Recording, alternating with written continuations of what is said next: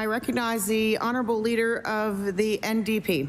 Thank you, Madam Speaker. I want to tell the Premier about Erin Vasseur, who has spent recent years in a state of fear, unsure whether her landlords would renew her fixed-term lease. Last year they renewed, but this new lease came in at 33% higher, and now her landlords are selling the building with its undervalued rents as a major selling point. Faced with losing her home, Erin says she now may have to leave Nova Scotia entirely. The Premier likes to say that he stands up for Nova Scotians, but how is he standing up for Erin? Not in the future, but right now.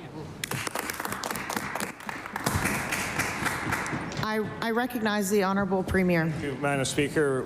We know the solution to the housing crisis is more housing. That's why we're moving forward with housing construction. Housing construction starts are up. That's why we did something like the MOUSE program, the More Opportunities for Skilled Trades, so we can have the people in the workforce to help build those homes. We know none of these things, we didn't break these things overnight. We're working hard to fix them, Madam Speaker. But the Liberals and the NDP, their record on housing is very clear. When the NDP was in government, and certainly those years under the Liberals, no money, no investment, no action, and even now today they stand shoulder to shoulder with those that are trying to block developments. The solution to this problem is more housing, and the members opposite can get on board with helping us get that done.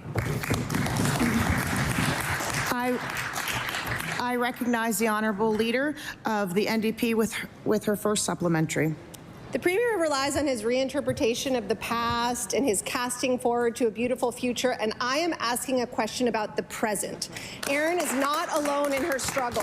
Ian Henderson, another renter in our province, was forced to accept an illegal rent increase with 3 days' notice. Why? Because his landlord told him he'd be evicted if he didn't accept it. Now, Ian knows the rules, but he's afraid that if he reports significant maintenance issues to the tenancy board, his landlord won't just threaten eviction, but will end his lease before the board can do anything. In Ian's words, if we complain or request too much maintenance, we get kicked out. Will the Premier stand up for Ian today?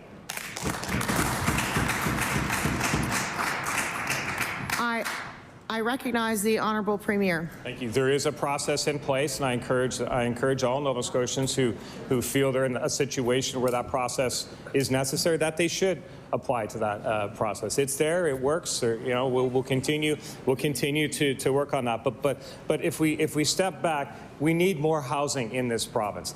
That's why we're removing barriers to the construction of housing. That's why there's more houses being built right now than any time in the past decade. That's why we will continue to support those who want to help build a better Nova Scotia. There's a good future in this province. There are issues today, but we're working through them. There's the opportunities for the members opposite to get on board and support Nova Scotia.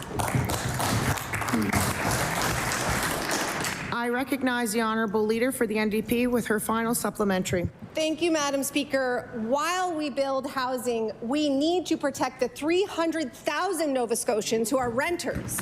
Kelsey Bennett signed a fixed-term lease for her current apartment in 2021 with the promise that after the first year it could transition into a periodic lease. But despite multiple requests and 3 lease renewals, she is still on a fixed-term lease. Earlier this spring, she learned that her neighbors' fixed-term leases were not being renewed because their landlord can charge new tenants so much more. According to Kelsey, I now face the same anxiety, wondering if I will be forced out when my lease ends. Will the Premier stand up for Kelsey, Ian, Erin, and the hundreds of thousands of Nova Scotians who rent their homes and fix this now? Order.